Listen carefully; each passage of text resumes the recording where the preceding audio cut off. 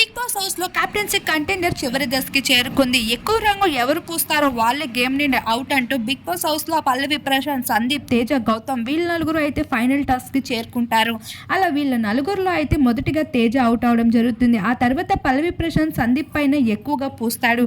అప్పుడు ఉడుంపట్టు పట్టిన పల్లవి ప్రశాంత్ చేతిలో అయితే సందీప్ ఓడిపోవడం జరుగుతుంది. ఆ విషయంపై సందీప్ అయితే విపరీతంగా ఫైర్ అవుతాడు. ప్రియాంక అయితే అంటుంది, మీరు పల్లవి ప్రశాంత్ ని అలా గట్టిగా నొక్కకూడదు అని.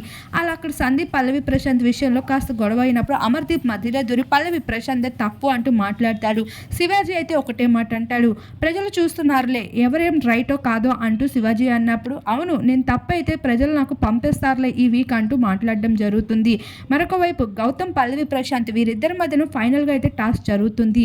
అలా పల్లవి ప్రశాంత్ అయితే గౌతమ్ని గట్టిగా పట్టి రంగు మొత్తం పూసేస్తూ ఉంటారు. అలా ఇద్దరికి కూడా ఈక్వల్గా ఎక్కువ రంగు ఉన్నప్పటికీ సంచాలకుడిగా వ్యవహరించిన ప్రియాంక మాత్రం పల్లవి ప్రశాంత్ని ఎంచుకుంటుంది విన్నర్.